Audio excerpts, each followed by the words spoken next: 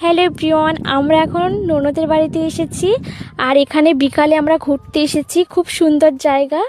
আর এই যে আমার একটা দেওর নৌকা আনতে যাচ্ছে, কারণ আমরা এখন নৌকা চাপবো। আর এই যে আমার নন্দাই আমাদের দিয়ে গিয়েছে, আরও সবাইকে আনতে গিয়েছে। আর কতটা সুন্দর ওয়েদার, আর খুব সুন্দর লাগছে এখানে এসে।